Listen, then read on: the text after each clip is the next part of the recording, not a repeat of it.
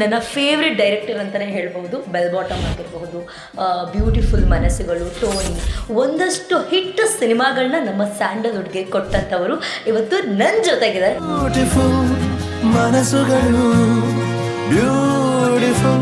ಅಂದರೆ ಅಲ್ಲೊಂದು ಇಬ್ಬರು ದಂಪತಿಗಳು ನಿಂತಿದ್ರು, ಕಪಲ್ಸ್. ಅವರು ಮದುವೆ ಆಗಿದ್ರು ಇಲ್ವೋ ನನಗೆ ಗೊತ್ತಿಲ್ಲ. ನಿಮ್ಮ ಒಲವೇ ಮಂದಾರ ಸಿನಿಮಾ ನಮ್ಮ ಪ್ರೀತಿಯನ್ನ ಒಂದು ಟ್ರ್ಯಾಕ್ ತಂತು. ವಾವ್, ಇಲ್ಲದೆ ಹೋಗಿದ್ರೆ ನಮ್ಮಿಬ್ಬರು ಒಬ್ರು ಸೂಸೈಡ್ ಮಾಡ್ಕೊಂಡು ಹೋಗ್ಬಿಡ್ತಿದ್ವಿ. ಬಟ್ ಆ ಸಿನಿಮಾ ನಾವು ಒಟ್ಟಿಗೆ ನೋಡಿದ್ವಿ. ಏನೋ ಒಂದು ರೀತಿ ನಮ್ಮ ಬದುಕಲ್ಲಿ ಅದೊಂದು ಟ್ರ್ಯಾಕ್ ತಂತು ವಾಪಸ್ಸು. ಇಲ್ಲ, ನಂಬಿಕೆ ಇಡಿ, ಪ್ರೀತಿ ಮೇಲೆ ಹಾಗೇ ಆಗುತ್ತೆ ಅನ್ನೋ ಥರದ್ದೊಂದು ಭರವಸೆ ಕೊಡ್ತು.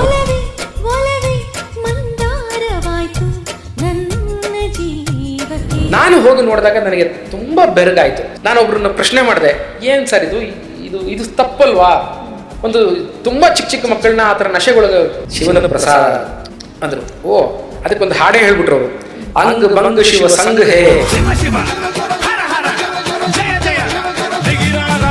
ಓಕೆ, ಬೆಲ್ ಬಾಟಮ್ ಬಗ್ಗೆ ಹೇಳೋಣ ಅಂದರೆ ಅದರಲ್ಲಿ ನನ್ನ ಫೇವ್ರೆಟ್ ಸಾಂಗು ಏತಕ್ಕೆ ಬೋಗಸ್. ಅದು ಹೆಂಗೆ ಆ ತೋಟ ಬಾಯಲ್ಲಿರೋ ನೀರನ್ನ ಇಲ್ಲಿಯೋ ಹುಗ್ಸೋದು. ಏತಕ್ಕೆ ಬೊಗಸೆ ತುಂಬಾ ಆಸೆ ನೀಡುವೆ. ರಿಷಬ್ ಶೆಟ್ಟಿ ಅವರು ವಾವ್ ಅಂತ ಎಮರ್ಜ್ ಆಗಿದ್ದು ಎಲ್ಲಿ ಗೊತ್ತಾ? ಅವರ ಹೆಂಡತಿ ಪ್ರಗತಿ ಶೆಟ್ಟಿ.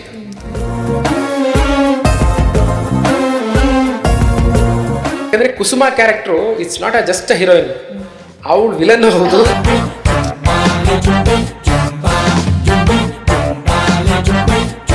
ಎಷ್ಟು ಖುಷಿ ಕೊಟ್ಟಿದೆ ಈ ಡೈರೆಕ್ಟರ್ ಅನ್ನುವಂತಹ ಹೆಸರು. ಇವತ್ತಿನ ಪ್ರೇಕ್ಷಕರನ್ನ ನಾನು ಮುಟ್ತಿಲ್ಲ ಅಂತಂದ್ರೆ ಅವೆಲ್ಲವೂ ಝೀರೋ. ಏನಕ್ಕೆ ಬೇಕು ನಿಮ್ಮ ಅನುಭವ ನಮಗೆ? 12 ಕಂಡುಗ ಭಂಗಿ ಸೊಪ್ಪ ತರಿಸಿ, 6 ಕಂಡುಗ ಹಸಿ ಸುಣ್ಣ ಬೆರೆಸಿ. ಅಯ್ಯ ಸಿದ್ಧಪಡಿಸಿದ ರಸವೋ ಅದು ನಾಗರಾಜನ ಇಸವೋ.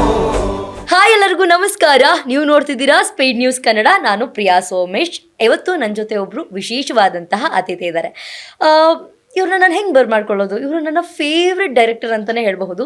ನನ್ನ ಫೇವ್ರೆಟ್ ಸಿನಿಮಾ ನೀವು ಯಾರಾದರೂ ಕೇಳಿದ್ರೆ ನಿಮಗಿದು ಏನು ಅನ್ಸುತ್ತೋ ನನಗೆ ಗೊತ್ತಿಲ್ಲ. ಲಿಟ್ರಲಿ ಒಲವೇ ಮಂದಾರ ನನ್ನ ಫೇವ್ರೆಟ್ ಸಿನಿಮಾ.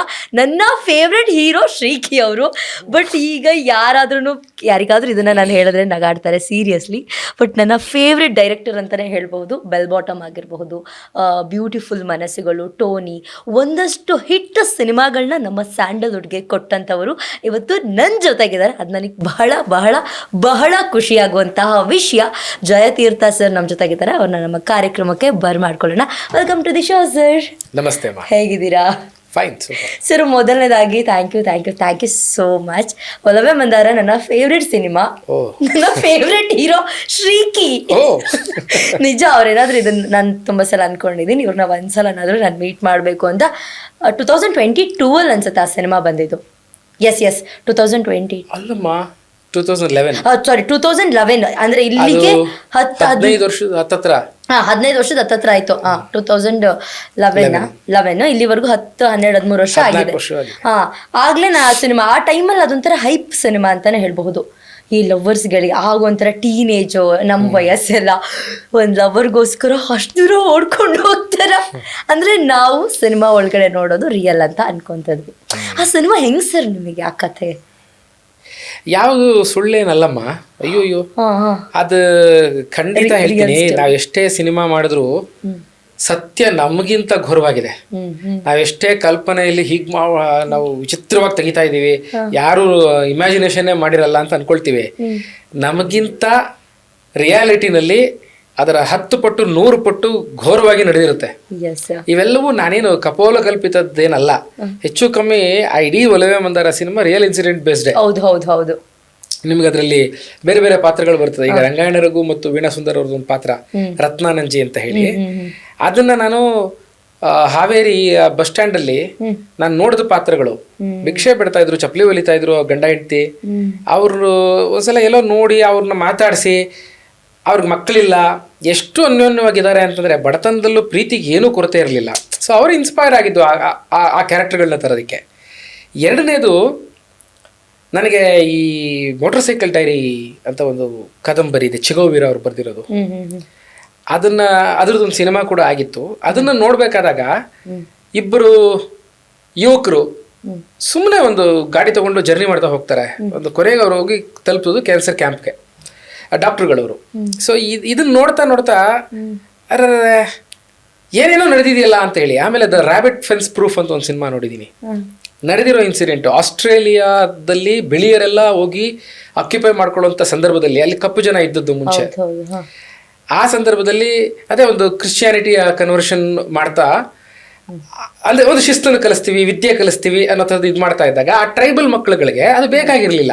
ಅವ್ರಿಗೆ ಬೇಕಾಗಿರೋದು ನಮ್ಮ ತಂದೆ ತಾಯಿಗಳ ಜೊತೆ ನಾವು ಬದುಕಬೇಕು, ದಯವಿಟ್ಟು ಬೇಡ ನಿಮ್ಮ ಶಿಸ್ತು, ನಿಮ್ಮ ಇದು ಬೇಡ ಅನ್ನೋ ಥರದಲ್ಲಿ ಅದು ಪ್ರತಿಭಟನೆ ಮಾಡಿ ಈ 3 ಜನ ಮಕ್ಕಳು 1800 ಕಿಲೋಮೀಟ್ರು ತಪ್ಪಿಸ್ಕೊಂಡು ವಾಪಸ್ ಬಂದು ಅವರ ಗುಡಿಸ್ಲಿಗೆ ತಲುಪ್ತಾರೆ. ಅದನ್ನ ಅವರ ಆ ಥರ ಯಾರು ಮೈಗ್ರೇಟ್ ಆಗಿ ಬಂದ್ರಲ್ಲ ಕೊನೆಗೆ ಅವ್ರನ್ನೆಲ್ಲ ಮತ್ತೆ ಹಿಡಿತಾರೆ, ಪೊಲೀಸರು ಬರ್ತಾರೆ, ಮಕ್ಕಳನ್ನೆಲ್ಲ ಎತ್ತಾಕೊಂಡು ಹೋಗ್ತಾರೆ, ಹೆಂಗೋ ತಪ್ಪಿಸ್ಕೊಂಡು ಕೊನೆಗೆ ಬಂದು ಅವ್ರ ತಂದೆ ತಾಯಿನ ಮೀಟ್ ಆಗೋದೇ ಕತೆ. ಅವರ ಮೊಮ್ಮಗಳು ಅದನ್ನ ಕಾದಂಬರಿಯಾಗಿ ಬರೆದು ಅದು ಸಿನಿಮಾ ಆಗಿ ಅದೆಲ್ಲ ನೋಡಿದ್ದೀನಿ ನಾನು ಬಿಫೋರ್ ಐ ರೈಟ್ ಒಲವೇ ಮಂದಾರ.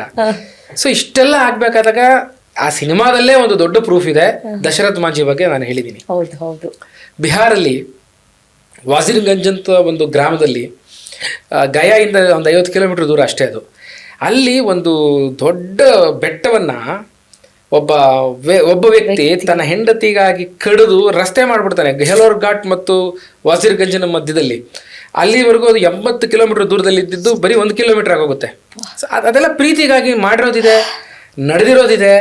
ಇವನು ಇಲ್ಲಿಂದ ಅಸ್ಸಾಂಗೆ ಹೋಗಿ ಆಕೆನ ಮೀಟ್ ಮಾಡೋದು ದೊಡ್ಡ ವಿಷಯನೇ ಅಲ್ಲ ಹಾಗೆ ನೋಡಿದ್ರೆ. ಸೊ ಹಾಗಾಗಿ ಹೌದು, ಒಂದು ಸಿನಿಮಾವಾಗಿ ಅದನ್ನೆಲ್ಲ ಒಂದು ಚೌಕಟ್ಟಲ್ಲಿ ನಾನು ತಂದು ತೋರ್ಸೋಕ್ಕೆ ಅಂತ ಬಂದಾಗ ತುಂಬ ಜನ ಏನ್ರಿ ಈ ಕಾಲದಲ್ಲಿ ಯಾರು ಆ ಡೆಡಿಕೇಶನ್ ತೋರಿಸ್ತಾರೆ? ಖಂಡಿತ ಇದಾರಮ್ಮ ಪಾಪ. ಆ ಥರ ಪ್ರಶ್ನೆ ಕೇಳುವವರಿಗೆ ನಾನು ಕರುಣೆಯಿಂದ ನೋಡ್ತೀನಿ ಅವ್ರನ್ನ, ಯಾಕೆಂದ್ರೆ ಅಷ್ಟು ಪ್ರೀತಿಯನ್ನು ಅವ್ರು ಅನುಭವಿಸಿಲ್ಲ ಅಂತ. ಯಾಕಂದ್ರೆ dedication, love is for ever ಅಮ್ಮ. ಎಷ್ಟೇ ಟೆಕ್ನಾಲಜಿ ಬರಲಿ, ಏನೇ AI ಬರಲಿ, ನೀವು ಇನ್ನೊಂದು ಲೋಕದಲ್ಲೇ ಬೇಕಾದ್ರೆ ಹೋಗಿ ಬಂದು ಬದುಕ್ರಿ. ಪ್ರೀತಿ, ಭಾವುಕತೆ ಅದು ಯಾವತ್ತೂ ನಮ್ಮನ್ನು ಆಳುತ್ತೆ. ಅದಕ್ಕೆ ಇವತ್ತಿನ ಯೂತ್ಸ್ ಎಷ್ಟು ಜನ ಈ ಚಾನೆಲ್ನ ಇವಾಗ ಕ್ಷಣದಲ್ಲಿ ನೋಡ್ತಿದ್ದಾರೆ, ಅವರೆಲ್ರಿಗೂ ಆಶ್ಚರ್ಯ ಆಗುವಂತಹ ಒಂದು ಕಾದಂಬರಿಯನ್ನು ಸಜೆಸ್ಟ್ ಮಾಡ್ತೀನಿ, ದಯವಿಟ್ಟು ಓದಿ. ಎಂಡಮೂರಿ ವೀರೇಂದ್ರನಾಥ್ ಅವರು ಆನಂದೋ ಬ್ರಹ್ಮ ಅಂತ ಹೇಳಿ ಒಂದು ಕಾದಂಬರಿ ಬರೆದಿದ್ದಾರೆ. ಆನಂದೋ ಬ್ರಹ್ಮ, ಆಯ್ತಾ? ಅದನ್ನ ಅವರು ಬರೆದದ್ದು 1970ರ ದಶಕದಲ್ಲಿ. ಅವರು ಯಾವ ದಶಕದ ಕಥೆ ಬರೆದಿದ್ರು ಗೊತ್ತಾ? 2036ರ ದಶಕದ ಬಗ್ಗೆ ಕಥೆ ಬರ್ತಿದ್ದು, ಅಂದ್ರೆ ಫ್ಯೂಚರ್ ಬಗ್ಗೆ ಬರ್ದಿದ್ರು. ನೀವು ಓದಿದ್ದೀರಾ ಈಗ? ನಾನು ಓದಿದ್ದೀನಿ. ಓಕೆ, ನಿಮ್ಗೆ ಅನ್ಸುತ್ತಾ 2036ರಲ್ಲಿ ಏನು ಅವ್ರು ಹೇಳಿದ್ದೆಲ್ಲ ನಡೀತಿದೆ ಆಲ್ರೆಡಿ. ಆಯ್ತಮ್ಮ.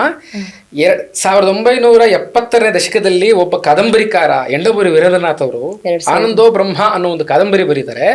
ಅವರು ಶುರು ಮಾಡಿದ ಫಸ್ಟ್ ಚಾಪ್ಟರ್ ಓಪನ್ ಆಗೋದು ಕಾಲ 2036 ಹಂಗೆ ಬರ್ದಿದ್ದಾರೆ. ಹಿಂಗೆ ಶುರು ಆಗುತ್ತೆ. ಇಲ್ಲಿ ಇಂಥ ಒಬ್ಬ ವ್ಯಕ್ತಿ ಇಂಥದ್ದೊಂದು ಬಿಲ್ಡಿಂಗ್ ಎದುರುಗಡೆ ನಿಂತಿದ್ದಾನೆ. ಅವನು ಇಲ್ಲಿ ಬಂದು ಅವನು 111ನೇ ಫ್ಲೋರ್ಗೆ ಹೋಗ್ಬೇಕಾಗಿದೆ. ಅಲ್ಲಿ ಏನಿದೆ, ಯಾಕೆ ಅವನಲ್ಲಿ ಹೋಗ್ತಿದ್ದಾನೆ, ಯಾರನ್ನ ಮೀಟ್ ಆಗ್ತಿದ್ದಾನೆ, ಏನ್ ನಡೀತಿದೆ ಅವನ ಜೀವನದಲ್ಲಿ ಅಂತ ಬರೆಯಕ್ಕೆ ಶುರು ಮಾಡ್ತಾರೆ. ಆ ಥರ ಫ್ಯೂಚರ್ ಬರೆದಾಗ್ಲೂ ಕೂಡ ಅಲ್ಟಿಮೇಟ್ಲಿ ಆ ಇಡೀ ಕಾದಂಬರಿಯ ಆಶಯ ಇಷ್ಟೇ: ನೀನು ಎಷ್ಟೇ ಕಾಲ ಮುಂದುವರಿಯಪ್ಪ, ಎಷ್ಟೇ ಟೆಕ್ನಾಲಜಿನಲ್ಲಿ ಮುಂದುವರಿ, ಏನೇ ವಿದ್ಯೆ ಮಾಡು, ಎಷ್ಟೇ ಹಣ ಮಾಡು, ಏನೇ ಮಾಡು, ಭಾವುಕತೆ ನಿನ್ನನ್ನು ಆಳುತ್ತೆ. ಖಂಡಿತವಾಗಿಯೂ ಶಾಶ್ವತವಾಗಿ ಆಳುತ್ತೆ ಭಾವುಕತೆ. ಅದೇ ಸೋರ್ಸು ಲವ್ ಸ್ಟೋರಿಗಳಿಗೆ. ಆ ಸೋರ್ಸ್ನ ಇಟ್ಕೊಂಡು ಒಲವೇ ಮಂದಾರ ಮಾಡಿದೆ. ಬಟ್ ಆ ಸಾಂಗ್ ಆಗಿರಬಹುದು, ಆ ಕಾಸ್ಟ್ಯೂಮ್ ಆಗಿರಬಹುದು, ಇವ್ರು ಓಡ್ಕೊಂಡು ಹೋಗೋಕೆ ಶುರು ಮಾಡಿದಾಗ, ಅಲ್ಲ ಆ ಸಿನಿಮಾದಲ್ಲೂ ಕೂಡ ನಾವು ಅವಾಗೆಲ್ಲ ಸಿನಿಮಾ ಥರ ನೋಡ್ತಾ ಇದ್ವಿ. ಯಾಕೆ ಅವ್ರ ಹತ್ರ ಅಷ್ಟು ದುಡ್ಡಿತ್ತಲ್ಲ, ಕಾರಲ್ಲಿ ಹೋಗ್ಬೋದಾಗಿ, ಈ ಥರ ಎಲ್ಲ ಫೀಲು. ಇಲ್ಲ ಸಿಗ್ತಾರೋ ಇಲ್ವೋ, ಹೀರೋಯಿನಿಗೆ ಮದುವೆ ಆಗ್ಬಿಟ್ರೆ, ಮದುವೆ ಆದ್ಮೇಲೆ ಒಂದು ತಾಳಿ ಕಿತ್ತಿಟ್ಟು ಕರ್ಕೊಂಡ್ಬರ್ತಾನ. ಯಪ್ಪ, ಎಷ್ಟು ಅಂದರೆ ಆ ವಯಸ್ಸಲ್ಲಿ ನಮಗೆ ಆ ಸಿನಿಮಾ ನೋಡುವಾಗ ಒಂದು ಜೋಶ್, ಒಂದು ಕುತೂಹಲ. ಲಿಟ್ರಲಿ ನಾನು ಇದನ್ನ ತುಂಬ ಜನ ಹತ್ರ ಹೇಳಿದ್ದೀನಿ, ನಗಾಡಿದ್ದಾರೆ. ನನ್ನ ಫೇವ್ರೆಟ್ ಸಿನಿಮಾ ಒಲವೇ ಮಂದಾರ. ನಿಂಗೆ ಯಾವುದು ಸಿನಿಮಾ ಸಿಕ್ಲಿಲ್ಲ? ನನ್ನ ಫೇವ್ರೆಟ್ ಹೀರೋ ಶ್ರೀಕಿ ಅಂದರೆ ಏನ ಶ್ರೀಕಿರ ಬೇರೆ ಯಾರು ಈ ಥರ ಎಲ್ಲ ನಂಗೆ ತುಂಬ ಜನ ಇದ್ದಾರೆ. ಬಟ್ ಲಿಟ್ರಲಿ ಈ ಒಂದು ಎಪಿಸೋಡ್ನ ಏನಾದರೂ ಅವ್ರು ನೋಡಿದ್ರೆ ಪ್ಲೀಸ್ ನಾನು ನಿಮ್ಮನ್ನು ಮೀಟ್ ಮಾಡಬೇಕು, ಒಂದ್ಸದಿನಾದರೂ ಮೀಟ್ ಮಾಡಬೇಕು. ಅದು ಎಕ್ಸ್ಪೀರಿಯನ್ಸ್ ಹೆಂಗಿತ್ತು ಅಂತ ನಾನು ಕೇಳಬೇಕು. ನನ್ನ ಫೇವ್ರೆಟ್ ಸಿನಿಮಾ ಒಲವೇ ಮಂದಾರ. ಆ ಟೈಮಲ್ಲಿ ನನಗೆ ಅಂತಲ್ಲ, ನಂದೊಂದು ಬ್ಯಾಚ್ ಇತ್ತು ಯಂಗ್ಸ್ಟರ್ಸಿಗೆಲ್ಲ. ಬಿಡಿ ನನ್ನ ಬ್ಯಾಚ್ ಏನು, ಯಂಗ್ಸ್ಟರ್ಸಿಗೆಲ್ಲ ಒಂದು ಒಳ್ಳೆ ಸಿನಿಮಾ ಕೊಟ್ಟಿದ್ದೀರಾ. ಅದರಲ್ಲಿ ಸಾಂಗ್ ಒಲವೇ ಮಂದಾರವಾಯಿತು ಅಲ್ಟಿಮೇಟ್. ನಾನು ಹೇಳಂಗೆ ಇಲ್ಲ ಆ ಸಿನಿಮಾ ಬಗ್ಗೆ. ನನಗೆ ಖುಷಿ ಆಯಿತು, ನನ್ನ ಫೇವ್ರೆಟ್ ಸಿನಿಮಾದ ಡೈರೆಕ್ಟರ್ನ ಮೀಟ್ ಮಾಡಿದ್ದು ನನಗೆ ಭಾಳ ಖುಷಿ ಆಯಿತು. ಸಂತೋಷ, ನನಗೂ ಅಷ್ಟೇ ಖುಷಿ ಆಗುತ್ತೆ. ಏಕೆಂದರೆ ನೋಡಿ, ನಾವು ಸಿನಿಮಾ ಮಾಡಿ ಎಷ್ಟೋ ಜನನ ನಾವು ಏನೇನು ಮುಖಾಮುಖಿ ಆಗ್ತೀವಿ. ಸಿನಿಮಾ ಮಾಡೋದು ಯಾಕೆ? ಒಂದು ಓಕೆ, ಅದನ್ನು ವ್ಯಾವಹಾರಿಕವಾಗಿ ನೋಡಿದಾಗ ಅದಕ್ಕೆ ಒಂದು ಹಣ ಗಳಿಸೋದು ಒಂದು, ಎರಡನೇದು ಒಂದು ಯಶಸ್ಸಿನ ದಾರಿ, ಹೆಸರು ಮಾಡೋದು, 3 ಪ್ರಶಸ್ತಿಗಳನ್ನು ಮುಖಾಮುಖಿ ಮಾಡ್ತೀವಿ. ಖಂಡಿತ. ಇದೆಲ್ಲದಕ್ಕಿಂತ ಹೆಚ್ಚಾಗಿ ನನಗೆ ನಾನು ಮುಖಾಮುಖಿ ಆಗ್ತಾ ಇರೋದು ಈ ಥರದ್ದನ್ನ. ಅಂದ್ರೆ ಈ ತಿರಿ ಅದರಿಂದ ಒಂದು ಇನ್ಸ್ಪೈರ್ ಆದವರು, ಅದರಿಂದ ಏನೋ ಒಂದು ಬದಲಾದವರು, ಅದನ್ನ ತುಂಬಾ ಚೆನ್ನಾಗಿ ನೆನಪಲ್ಲಿ ಇಟ್ಕೊಂಡು ಅದನ್ನ ನನ್ನನ್ನೇ ಬಂದು ಮತ್ತೆ ಮಾತಾಡಿಸುವಂಥವ್ರು, ಇವರುಗಳು ನನಗೆ ಅತಿ ದೊಡ್ಡ ಪ್ರಶಸ್ತಿಗಳು. ಯಾಕೆಂದ್ರೆ ನನಗೆ ಚೆನ್ನಾಗಿ ನೆನಪಿದೆ, ಆ ಸಿನಿಮಾ ಬಿಡುಗಡೆ ಆಗಿ 1.5 ತಿಂಗಳಾಗಿತ್ತು. ಅದಾಗಿ TN ಸೀತಾರಾಮ್ ಅವರ ಯಾವುದೋ ಒಂದು ಪುಸ್ತಕ ಬಿಡುಗಡೆ ಕಾರ್ಯಕ್ರಮ, ಅವರ ಭಾಷಣ ಇತ್ತು, KYN ಸರ್ ಅವ್ರದ್ದು ಇರ್ಬೋದು, ಒಂದು ಪುಸ್ತಕ ಬಿಡುಗಡೆ ಕಾರ್ಯಕ್ರಮಕ್ಕೆ ಹೋಗಿದ್ದೆ. ಅಲ್ಲಿ ನಾನು ಹೆಚ್ಚು ಕಮ್ಮಿ ಫ್ರಂಟ್ ಸೀಟಲ್ಲಿ ಕೂತ್ಕೊಂಡು ಕೇಳಿಸ್ಕೊತಾ ಇದ್ದೆ ಅವ್ರ ಭಾಷಣಗಳೆಲ್ಲ. ಹಿಂದ್ಗಡೆಯಿಂದ ಯಾರೋ ಹಿಂಗೆ ತಟ್ಟಿದ್ರು, ಹಿಂಗೆ ತಿರುಗಿ ನೋಡಿದೆ. ಅವ್ರು ಹೇಳಿದ್ರು, ಅವ್ರು ಯಾರೋ ನಿಮ್ಮನ್ನು ಮೀಟ್ ಆಗ್ಬೇಕಂತ ಅಲ್ಲಿ ಬಾಗಿಲ ಹತ್ರ ಇದ್ದಾರೆ ನೋಡಿ ಅಂತಂದ್ರೆ, ಅಲ್ಲೊಂದು 2 ದಂಪತಿಗಳು ನಿಂತಿದ್ರು. ಕಪಲ್ಸ್, ಅವರು ಮದುವೆ ಆಗಿದ್ರು ಇಲ್ವೋ ನನಗೆ ಗೊತ್ತಿಲ್ಲ. ಆಮೇಲೆ ತಡ ಆಗ್ತಿತ್ತು ಕಾರ್ಯಕ್ರಮ, ಎದ್ದೋಗಕ್ಕೆ ಆಗ್ತಿರ್ಲಿಲ್ಲ. ಅವರೊಂದು ಚೀಟಿ ಕಳಿಸಿದ್ರು, ನಿಮ್ಮ ಒಲವೇ ಮಂದಾರ ಸಿನಿಮಾ ನಮ್ಮ ಪ್ರೀತಿಯನ್ನ ಒಂದು ಟ್ರ್ಯಾಕ್ ತಂತು. ಇಲ್ದೆ ಹೋಗಿದ್ರೆ ನಮ್ಮಿಬ್ಬರಲ್ಲಿ ಒಬ್ರು ಸೂಸೈಡ್ ಮಾಡ್ಕೊಂಡು ಹೋಗ್ಬಿಡ್ತಿದ್ವಿ. ಬಟ್ ಆ ಸಿನಿಮಾ ನಾವು ಒಟ್ಟಿಗೆ ನೋಡಿದ್ವಿ, ಏನೋ ಒಂದು ರೀತಿ ನಮ್ಮ ಬದುಕಲ್ಲಿ ಅದೊಂದು ಟ್ರ್ಯಾಕ್ ತಂತು ವಾಪಸ್ಸು. ಇಲ್ಲ, ನಂಬಿಕೆ ಇಡಿ, ಪ್ರೀತಿ ಮೇಲೆ ಹಾಗೇ ಆಗುತ್ತೆ ಅನ್ನೋ ಥರದ್ದು ಒಂದು ಭರವಸೆ ಕೊಡ್ತು ನನಗೆ ಆ ಸಿನಿಮಾ. ಸೊ ನಿಮಗೆ ತುಂಬಾ ಧನ್ಯವಾದಗಳು, ನಾವಿಬ್ರು ಜೊತೆಲಿದ್ದೀವಿ ಇವಾಗ ಅಂತ ಒಂದು ಲೆಟರ್ ಬರೆದು ಕಳಿಸಿದ್ರು. ನನಗೆ ಅದಕ್ಕಿಂತ ದೊಡ್ಡ ಪ್ರಶಸ್ತಿ ಇನ್ನೇನಿದೆ ನೋಡಿ. We all write or direct films to inspire people ಅಮ್ಮ, ಅಷ್ಟೇ. ನಾವು ಇನ್ಸ್ಪೈರ್ ಆಗಿದ್ದೀವಿ. ನಮ್ಮ ಪುಟ್ಟಣ್ಣ ಅವರು, ಸತ್ಯಜಿತ್ ರೇ ಅವರು, ಕುರಾಸೋ ಅವ್ರ ಸಿನಿಮಾಗಳು ನೋಡ್ಕೊಂಡು, ಜಾಗತಿಕ ಚಿತ್ರಗಳನ್ನ ನೋಡ್ಕೊಂಡು ನಾವು ಇನ್ಸ್ಪೈರ್ ಆಗಿದ್ದೀವಿ. ನಮ್ಮ ಕೈಲಿ ಆದಷ್ಟು ಇನ್ನೊಂದು ಪೀಳಿಗೆನ ಇನ್ಸ್ಪೈರ್ ಮಾಡಿ ಹೋಗುವುದು ಅಷ್ಟೇ. ಎಸ್ ಸರ್, ನೀವಾಗಲೇ ಹೇಳ್ತಿದ್ರಿ ಭಾವನೆಗಳು, ಪ್ರೀತಿ ಅಂತ ಹೇಳ್ಬಿಟ್ಟು. ನಾನು ಒಂದಷ್ಟು ಜನರು ಈಗಿನ ಅದೇನೋ ಜೆನ್ಸಿ ಜನ್ರೇಷನ್ ಅಂತ ಹೇಳ್ತಾರೆ ಸರ್. ಲಿಟ್ರಲಿ ನಾವು ಅದಕ್ಕೆ ಸೇರೋದೇ ಇಲ್ಲ. ನಾವು ಈ ಕಡೆಗೂ ಅಲ್ಲ ಆ ಕಡೆಗೂ ಅಲ್ಲ, 90s ಕಿಡ್ಸ್ ನಾವು. ತುಂಬ ಜನ ಹೇಳ್ತಾರೆ, ಈ ಸಿನಿಮಾಗಳನ್ನೆಲ್ಲ ನೋಡಿ ಈ ಥರ ಇರಬೇಕಪ್ಪ ನನ್ನ ಬಾಯ್ ಫ್ರೆಂಡು, ಅಥವಾ ಈ ಥರ ಇರಬೇಕಪ್ಪ ನನ್ನ ಹಸ್ಬೆಂಡು ಅಂತ. ಆಸೆ, ನೀವು ಭಾವನೆ ಪ್ರೀತಿ ಅಂತಂದಾಗ ಈ ಪ್ರಶ್ನೆ ನಾನು ನಿಮಗೆ ಕೇಳಬೇಕು ಅಂತ ಅನ್ನಿಸ್ತು. ಅದು ರಾಂಗಾ? ಈ ಥರ ಇರಬೇಕಪ್ಪ, ಸಿನಿಮಾದಲ್ಲಿ ಎಫರ್ಟ್ ಹಾಕೋ ರೀತಿ ನನ್ನ ಲೈಫಲ್ಲಿ ಇರಬೇಕು, ಅದೇನು ದುಡ್ಡಿಲ್ಲ, ಕಾಸಿಲ್ಲ, ಖರ್ಚಿಲ್ಲ, ಆ ಥರ ಎಫರ್ಟ್ ಹಾಕಬೇಕು ಅಂತ ಅಂದ್ಕೊಳ್ಳೋದು ತಪ್ಪ? ಅಲ್ಲಮ್ಮ, ಈಗ ಒಂದು ಪ್ರತಿಯೊಂದು ಅದು ತುಂಬ ದೊಡ್ಡ ಇತಿಹಾಸ, ಮಾನವಶಾಸ್ತ್ರದ ಇತಿಹಾಸಕ್ಕೆ ಹೋಗ್ಬೇಕಾಗತ್ತೆ ಇವಾಗ. ನೋಡಿ, ಬರೀ ಒಬ್ಬನೇ ಬದುಕಕ್ಕಾಗಲ್ಲ, ಸಂಗಾತಿ ಬೇಕು. ಸಂಗಾತಿ ಬೇಕು, ಆದರೆ ಹೊಂದಿಕೊಳ್ಳಬೇಕು ಅಲ್ವಾ? ಸುಮ್ಮನೆ ಯಾರ ಜೊತೆಲೋ ಇರೋಕ್ಕಾಗಲ್ಲ. ಅವನು ನನ್ನ ಅಗತ್ಯಗಳನ್ನು ಪೂರೈಸಬೇಕು, ನಾನು ಅವರ ಅಗತ್ಯಗಳನ್ನು ಪೂರೈಸಬೇಕು. ಹಾಗಾಗಿ ಜೊತೆಲಿದ್ರೆ ಸರಿ ಹೋಗುತ್ತೆ.